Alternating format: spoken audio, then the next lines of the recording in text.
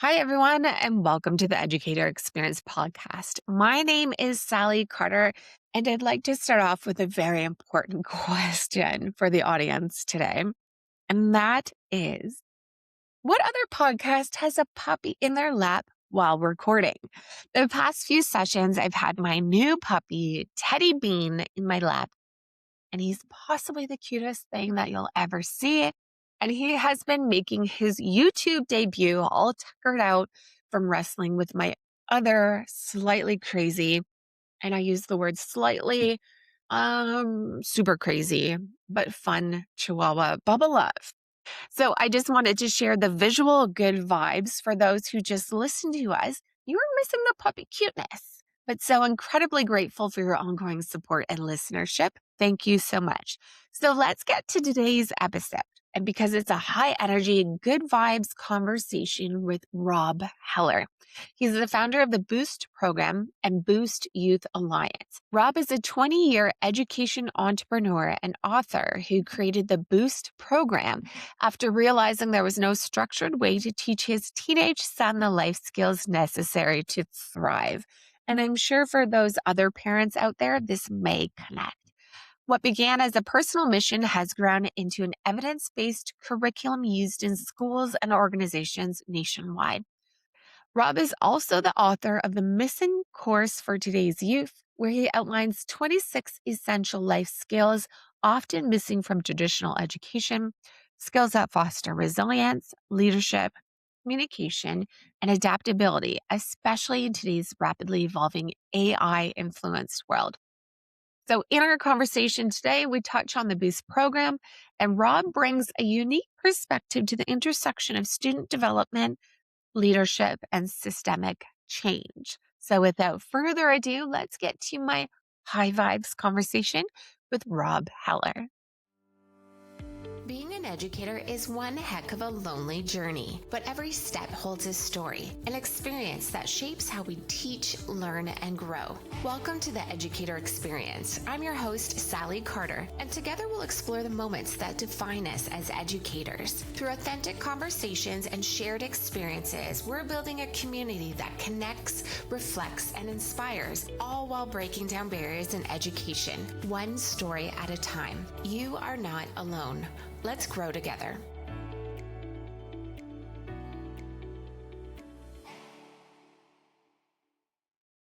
So, Rob, thank you so much for joining us on the Educator Experience. I would love to start off with getting to know you a little bit. So, tell us about your journey to where you're at now. Sally, thanks for having me. You have a great show, so it's really cool. Happy to be on. So I live outside of Philadelphia, Pennsylvania, and I'm a father of three kids and historically been a business person. And it was really this idea for Boost that we'll talk about initiated when my oldest was a teenager, realizing that, yeah, really would love him to do well in school and get good grades Sure. and be a good athlete, but really it was life skills that was going to make or break. It was his people skills and social skills and character that was going to make or break. So that's kind of what prompted starting Boost. And then again, I've had a 40-year history as a business person. So from an educator standpoint, I am relatively new to the formal education space, which has been kind of interesting for You're me. speaking my language as a business person because Uh, people think of me as an educator, but I think of myself as a business person first and educator adjacent for sure. Absolutely. Yeah. Yeah. So you're talking about skills for your kid in high school. How did that work out? How did that come to be? I just realized that I would love them to, again, do well in school and have all these other things. But Yeah. it was really the life skills that makes or breaks someone, how they do on their first interview, how they handle that first job, really the relationships they have with people. And we know, Sally, that it's all skill based. And this was 20 years ago, pre cell phone. Um, and I was worried at that time. So again, I went about creating my own program called Boost, really for him because I went looking for a third party program. As most people know, teenagers can tend to tune out their parents sometimes. I And as don't know much what as you're I want, talking about, Rob. This is the first yeah, time I've heard it. yeah, first time, yeah, yeah. I love First when they time. say, "Oh, What do yeah." you mean? Yeah, I Yeah, love when all my kids would say, "Oh, so and so told me there's something I had been saying, over and over," but someone yeah. else says it. So yeah, so that's just normal teenage stuff as they're trying to figure out S their own independence. So I'm yeah, thinking about you having this idea 20 years ago. What was Mhm. the educational landscape that you were seeing at that time for your kid? I know what it is now, and I feel like high school students have a little bit more access to skills-based stuff, but I think there's still a lot of work to be done. I can't imagine what it was like 20 years ago. there was nothing at that time. Yeah, It was okay. very little. The ones always hear is the handshake and and look someone in the eye, and that's great and that's important. But we all know that it's way way bigger than that. Yeah. So this is 20 years ago. I'm hiding my gray, but 20 years ago, I wouldn't have had to hidden it. Yeah, you would see a different set of hair 20 years. Yeah. Yeah, no, so, again, I went looking for a third-party program to help my son, and then eventually, he has a sister and brother, and I couldn't find one, and being a business person and knowing how important by hiring people and unfortunately having let people go and promoting 'em and just knowing the skill and really at the end of the day, knowing why I like certain people and how I viewed certain people, just how Mm, important and it's a skill set as we know. And when I went through that process and thought about it, I couldn't find a third-party program at that time to help me reinforce with him. So that's where I was like, well, there's an yeah. idea here. So created this program called Boost. And at that time, it's a very old school delivery system. It was a CD-ROM and flashcards and a workbook, you can imagine. Um, Yes. well, it was very cool, and most of the lessons are actually the same even 20 years later. Unfortunately for the Boost idea, I got really business busy in my business career. I was in the commercial insurance business. I ended up selling my business to a big publicly held company. I thought, okay, I'll just do that and then go back to Boost. And I got Mhm. sucked into the corporate world in a good way. It was a great company In and a good had a way. great time. Yeah, it Yes. was all good. I learned a lot, met some great people, but kind of got sucked in. And unfortunately, the Boost wasn't able to have the time to dedicate to it. And here, fast forward 20 years later, as that career I knew was winding down, I was looking for something else to do. A lot of people came to me and said, Rob, you got to bring back Boost. We need this Bring more it and more, back, especially in the Rob. phone. Yeah, yeah, especially in a Yes. phone-based world. So that's kind of what prompted me to bring it back. And now I have it, in high schools and so forth. Okay, so tell us about where you're at now. Yeah, so the original program really focused on two pillars. So people skills, connecting with someone, learning how to listen and ask Mhm. questions, not one-upping someone, reading nonverbal communication. They say nonverbal communication is like 70%. So we need to teach the next generation how to read it, saying someone's name, smiling. So all, social and people skills that we know. And then I had a section initially in the first variation that I still have is on character, being honest and humble, and which is tough, Okay. especially today, and kind, and even little things like just apologizing quickly and sincerely, and saying my bad, and saying thank you, and not gossiping. So really had the people skills and character. But when I brought it back, I realized, especially in the phone based world of COVID and all the things that everyone was dealing with, the mental piece of it. So now we have a Mm. whole section on mental health, and we call it the healthy mindset, growth mindset versus fixed, and setting goals, and what you really a goal setting process, what you need to do, and reframing your thoughts and things that you can do to regulate your emotions. So there's a lot more on that is part of the new variation. This is so cool. It's exactly like some of the conversations that I have in higher ed, because for people who haven't been taught these type of skills in their younger years, in their high school and elementary schools, they literally come to university with very little social or job related interview type skills. It's wild. And I feel like the networking type of clubs, the job interview type of skills, really, really impactful as we Yeah. get older. But had they had that type of program when they were younger, they'd be rocking. They'd be That rocking. that's my whole premise. I actually have a book Yeah. called The Missing Course, and that's really Okay. It designed. It's is the the missing missing course. course. It's the Yes. missing course, It right? literally So is. Yes. we're teaching math and science and so like important subjects I love to Yes. learn. I need to be able to do all these things. But at the end of the day, there's all kinds of statistics that most people know intuitively that 85% of what employers are looking for are quote unquote soft skills. Yeah. 85% of what we can teach someone the technical stuff. They need these skills, and everyone knows it. So why isn't there a course that starts maybe in high school and college and universities is Mhm. teach it there as well? If that's what employers are looking for, why aren't we explicitly teaching this stuff? Okay, so I have a business related question because I can't help that that's where my mind goes.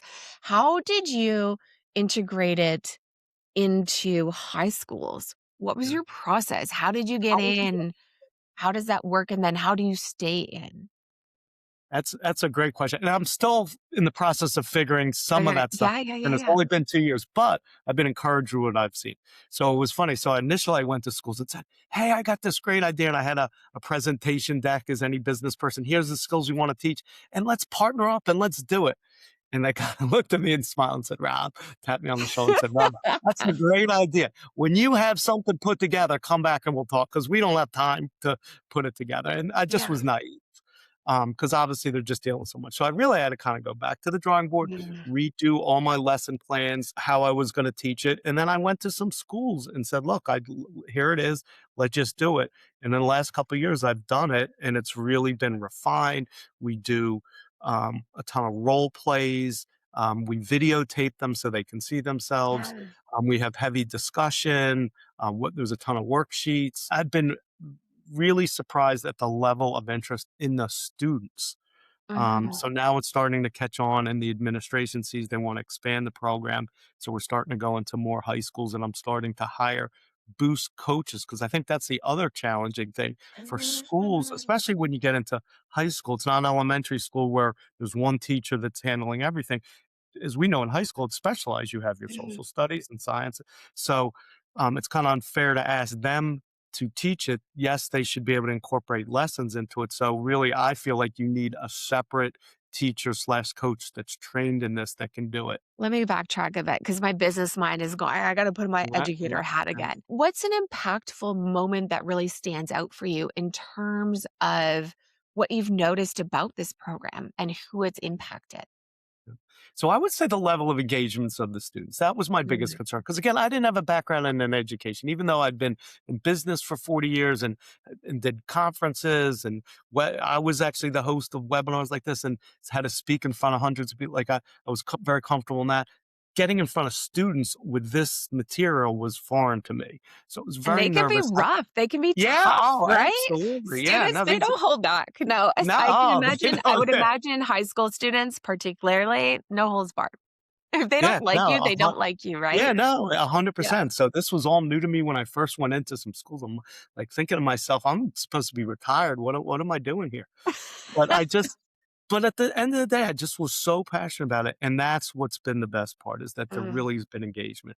And there's been a couple kind of samples of that. Number one, people coming up after class and saying, "Rob, like I know how important this is. This is really good stuff." So when you get that, you know, and you know by being an educator, that's like the Mhm. greatest feeling when they're doing that.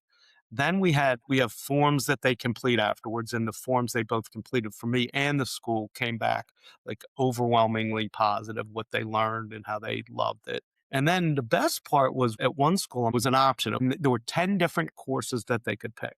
And there was film and music and um, cooking and some other like really cool stuff. And I'm thinking, who's going to pick Boost? 'Cause we all actually had to get up and present like what we're doing.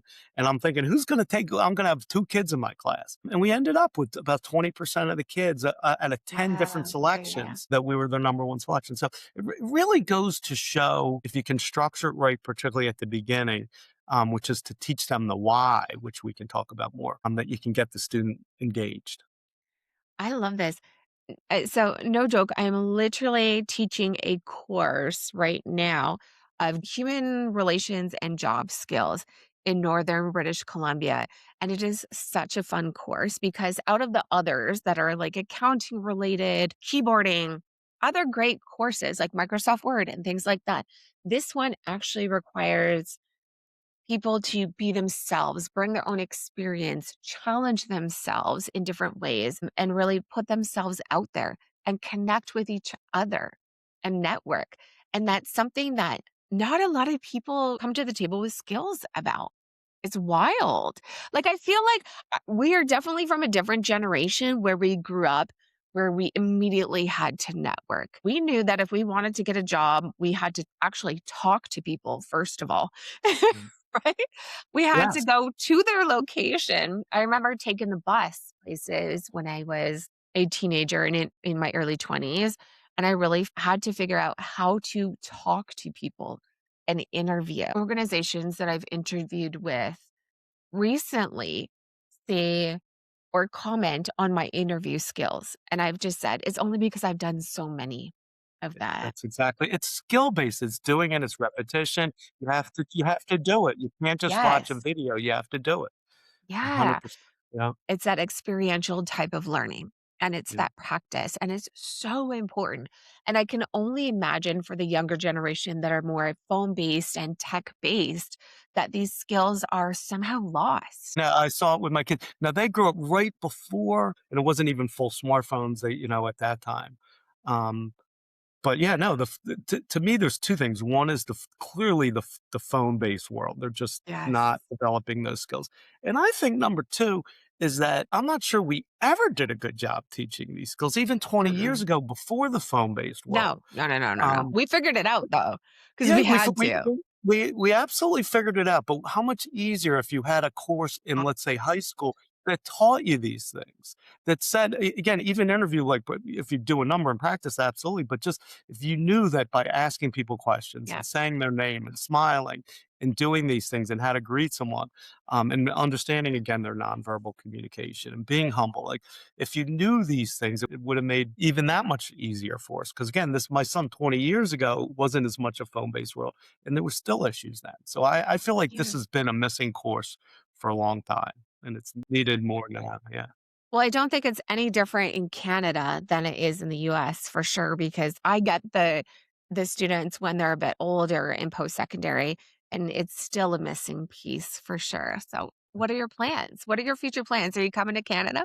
What are Yeah, you gonna no, do here, Rob? We need absolutely. Yeah, you. look, I think I think there should be a worldwide movement. There's not Yeah. any country that's not affected this. Everyone knows every adult. There's not one adult that you talk to that you start talking about these things and they like start smiling and raising their hands, Mhm. knowing how important it is. So I think there should be multiple courses, each with a different variation. Obviously, a high school course is going to look a little bit differently, but not much differently, quite frankly. No, Not I that don't think it'd be differently. too Yeah, big of a it's difference, really no. not that much yeah. And I think there needs to be. So one of the places I do wanna go is obviously, again, I'm focusing in on high schools, is post-secondary Mhm. schools and universities and community colleges. We're starting to do work with workforce development groups. Obviously, that's become a big topic now and training the next generation, even in trades. But even in trades, you need these skills. If you Yes. talk to the owner of an electric company, they're like, "Look, we'll teach someone the electrical stuff, but we need to have them show up and smile and be friendly and, all these skills." That's what they're looking for. 100%. I do some work with an organization called Work BC, and they support people in work transition periods. Maybe they've been injured in the workplace or they've been laid off and they're looking to upgrade their skills. And this is an integral aspect of that type of work for adults. It is so important, so integral. So, what about AI? Can I ask you about how does AI impact what you are doing? Are you concerned? Do you love it? Where's your head at with it? Yeah. It's so cool the stuff we'll do. But as it relates to the next generation in AI, and everyone says it, you need these skills now more than Yes. ever. Yes, Like you yes, need yes, them yes, yes. more than ever because AI can do a lot of the other stuff. And the people that will thrive and succeed will have these skills to be able to do it. And we keep saying, as to thrive in an employer and make money, and which is crucial and great. But think the same skills that you apply to this just creates a good life. It creates the connections with Mhm. people. We know that's all about life is the connections they have with people, how you're viewed. So it's kind of home run in so many different areas. I love this. Well, thank you so much for sharing this. So, as we start to wind down this fabulous conversation, I'm super jazzed on a Sunday morning. What would your piece of advice be or an innovator in the education field be? So I think there's two things. So first of all, we need more courses like this. So Okay. anyone that's interested, I'm sure you're going to have my contact is reach out. I'd love to have a Yes. discussion. I'm really looking to have as many discussions in that space as possible. So, and I got some really cool ideas. So I think we need more courses that Fantastic. are like this. And maybe again, it's a little bit different for high school versus college versus community college versus a I don't workforce think it development. is. I But don't it's think not. it's super different. It really isn't, Rob.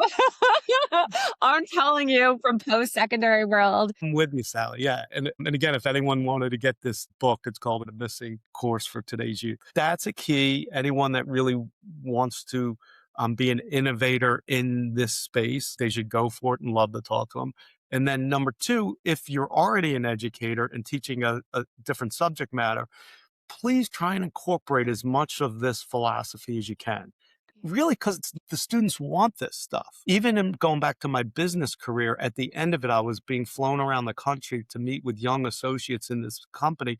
Um, and really with a role of teaching them these skills, that was another way that just, got me engaged in this.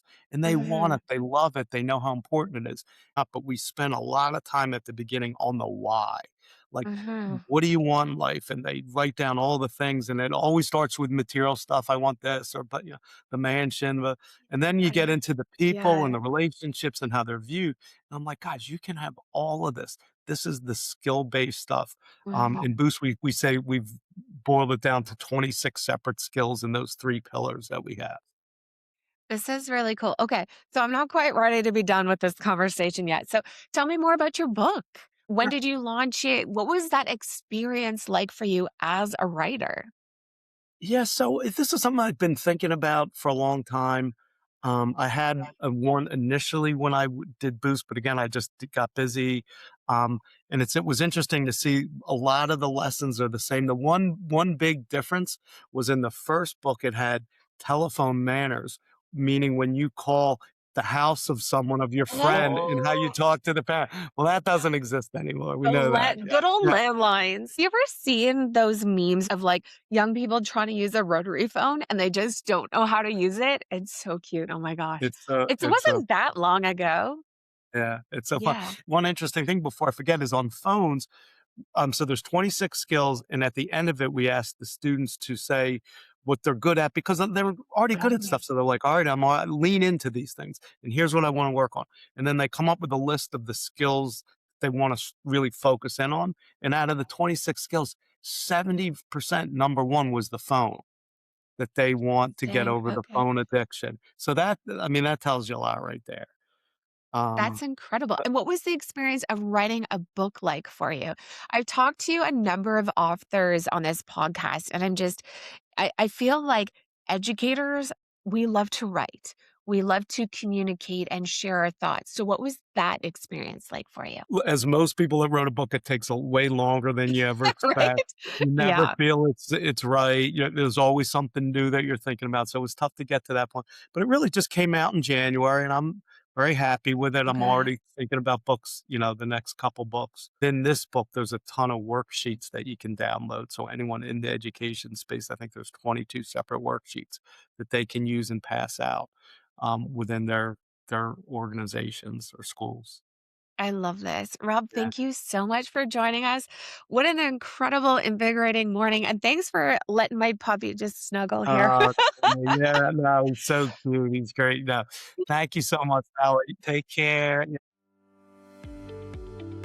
Thank you for joining us on today's episode of the Educator Experience. We hope you're walking away feeling connected, inspired, and just a little bit more supported on your journey. Ready to go a little bit deeper? Join the Educator Experiences community and check out our courses and workshops specifically designed to support new educators as they navigate the ups, downs, and everything in between.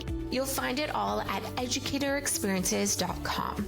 If today's conversation resonated with you, share it with a fellow educator and don't forget to subscribe so you never miss an episode. Together, we're building a vibrant community rooted in support and connection. See y'all next Monday.